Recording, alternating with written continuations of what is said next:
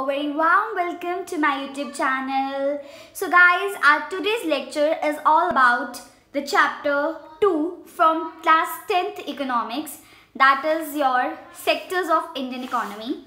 So guys, we have discussed till here about the chapter, and now today we are going to discuss about the primary, secondary and tertiary sectors in India.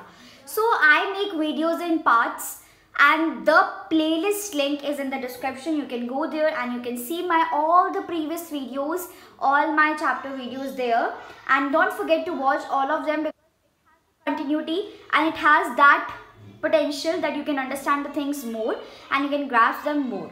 Now primary and secondary and tertiary sectors in India. Now primary sector है, secondary है और tertiary sector है, सारे sectors हमारी country में हैं. अब ये सब सेक्टर्स राइज कर रहे हैं या डाउन जा रहे हैं, हम इसके बारे में जानेंगे. अब आप फर्स्ट सबसे पहले ग्राफ को देखिए. मैं हमेशा से यही कहती हूँ कि पहले ऐसा होता था कि हमारे ऊपर सारे कॉन्सेप्चुअलाइज क्वेश्चन आते थे, सारे हमारे पास क्वेश्चन आंसर्स के फॉर्म में ही क्वेश्चन आते थे पेपर में. बट अब ऐसा नहीं होता है. अब ऑब्जेक्टिव मार्क भी हमारा जो है वो बढ़ चुका है. इसीलिए आपको इन ग्राफ्स को, इन स्मॉल बॉक्सेस को एंड जो भी साइड पे बॉक्सेस बने होते हैं इंपॉर्टेंट बॉक्सेस, उन सबको रेफर करना है बिकॉज किसी में से भी आपसे क्वेश्चन जो है वो पूछा जा सकता है.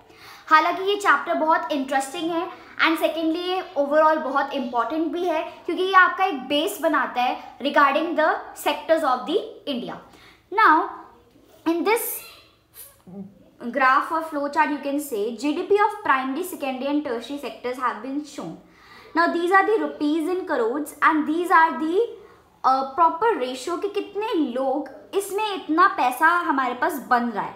अब अगर हम 1971, 1972 की बात करें, यहाँ पर जो डेट्स है, जो आपके ईयर्स हैं वो चेंज भी हो सकते हैं, तो आप अपनी बुक के अकॉर्डिंग ही देखना एंड जो लेटेस्ट होंगे प्लीज़ वही देखना.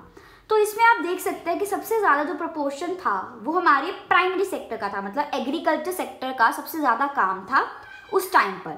एंड कॉरस्पॉन्डेंस और टर्शरी था उनका according to that. Now 2011 and तब तक हमारी इकोनॉमी जो थी वो 500 या 5 आप कह सकते हो कि वो हमारे अप्रॉक्सीमेटली 500 करोड़ तक ही जा पाती थी. बट अब हमारी इकोनॉमी सबसे ज़्यादा उसमें जो वेटेज आप देख सकते हो वो हमारे टर्शरी सेक्टर का रोल है. टर्शरी सेक्टर इसमें इतना जो है रोल दिखाता है. तो हम इसमें पूरे में यही पढ़ने वाले हैं अभी कि किसका कितना रोल है. Now what does the comparison between 1971, 72 and 2012 11-12 show. What conclusions can be drawn from the comparison? Let's find out. अब हम क्या देखेंगे, कंपैरिजन देखेंगे, उस टाइम पे ऐसा क्यों था, इस टाइम पे ऐसा क्यों है, वो सब हम डिस्कस करेंगे.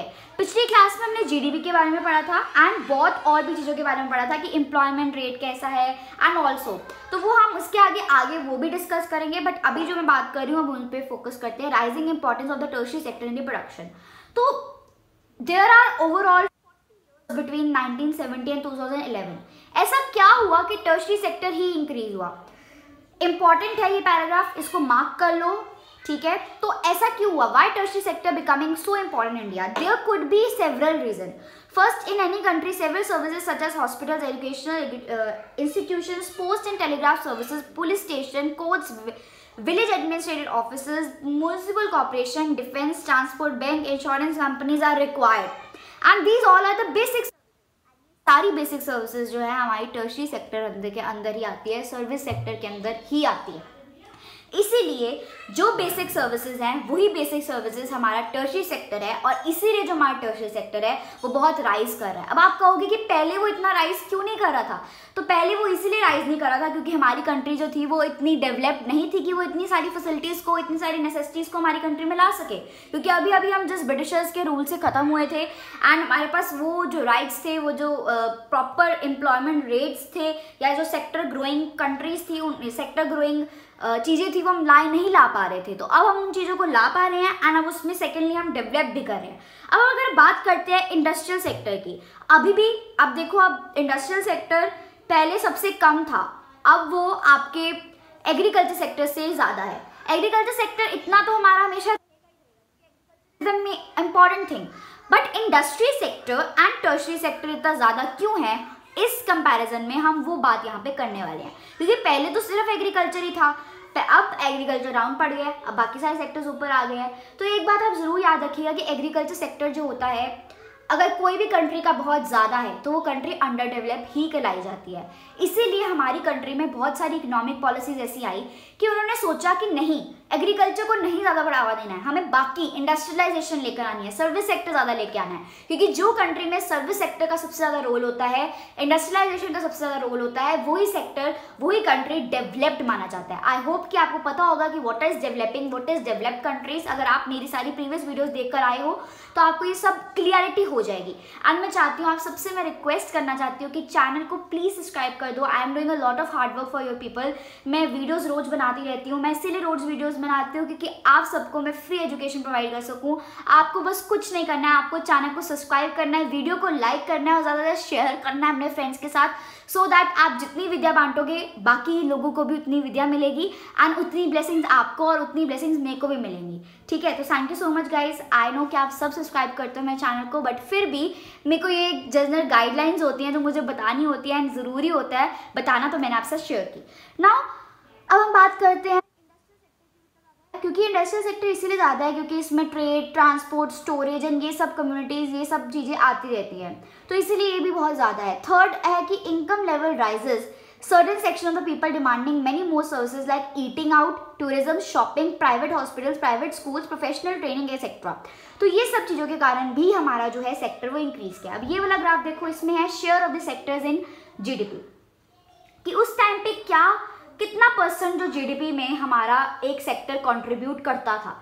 तो उस टाइम पर हमारा एग्रीकल्चर सेक्टर सबसे ज़्यादा 40% हमारी कंट्रीब्यूट करता था जीडीपी में, एंड उसके बाद हमारा टर्शियरी सेक्टर 30% एंड सबसे कम हमारा industrial sector, that was 20%। But अब उल्टा सब कुछ चेंज हो चुका है, 10% एग्रीकल्चर सेक्टर करता है, इंडस्ट्रियल सेक्टर हमारा 30% करता है, एंड द रेस्ट जितना भी है 60% या 50% वो सारा हमारा टर्शियरी सेक्टर जो है कंट्रीब्यूट करता है in the GDP. I hope this was clear to you all. अब उसके बाद यहाँ पर सब सिंपल एक ही चीज़ बताई गई है कि क्यों ऐसा हो रहा है, तो मैंने आपको रीजंस बताए दिए हैं कि एक कंट्री को डेवलप करने के लिए ये सब चीज़ें ज़रूरी हैं। टर्शियरी सेक्टर और इंडस्ट्रियल सेक्टर का ज़्यादा ग्रो करना, ज़्यादा उस रेट में भी ज़्यादा वो आना, वो सब बहुत ज़रूरी है। बट एक चीज़ आप इस ग्राफ में देखोगे, इस ग्राफ में पहले जो लोग थे एग्रीकल्चर सेक्टर में एम्प्लॉयड वो बहुत ज़्यादा थे, एंड अभी भी अगर आप देखोगे तो अभी भी एग्रीकल्चर सेक्टर में इतने सारा लोग एम्प्लॉयड हैं। ऐसा क्यों है? क्योंकि लोगों को इस चीज़ की समझ नहीं है कि एग्रीकल्चर सेक्टर में प्रोडक्टिविटी कम है और चांसेस आपके पास बहुत कम होते हैं, बट आपके पास फिर भी लोग उसमें एम्प्लॉय करते हैं। गाइस अनएम्प्लॉयमेंट, इसके बारे में आपने पढ़ा होगा या जो होती है ना, ये चीज़ भी यहाँ पर बहुत मायने रखती है कि सेक्टर एम्प्लॉयमेंट में शेयर ऑफ द एम्प्लॉयमेंट बहुत कम है। जीडीपी में कंट्रीब्यूशन बहुत कम है, बट अगर हम एम्प्लॉयमेंट की बात करें, कितने लोग उसमें काम करें, तो लोग बहुत ज़्यादा काम कर रहे हैं, जिसके कारण जितने सारे लोग उसमें काम करेंगे उतने ज़्यादा लोगों को नुकसान होगा। अगर ऐसा हो कि इतना परसेंट 20% अगर हमारे पास एग्रीकल्चर का प्रोडक्शन है जीडीपी में, तो हमारे पास अप्रोक्सीमेटली ज़्यादा से ज़्यादा 1 करोड़ ज़्यादा बंदा नहीं एम्प्लॉयड होना चाहिए। है ही है, ठीक है। Why are the most of the people employed? अब सर्विस सेक्टर इतना ज़्यादा क्यों कि इसके रीजंस एक ही हैं, क्योंकि सारी चीज़ें हमें सर्विस सेक्टर में मिल जाती हैं, इसीलिए सर्विस सेक्टर जो है वो सबसे बेस्ट और सबसे ऊपर जा रहा है। आगे के बारे में आपको नेक्स्ट पार्ट में पता चलेगा। वीडियो को लाइक शेयर सब्सक्राइब ज़रूर करो। Thank you so much guys.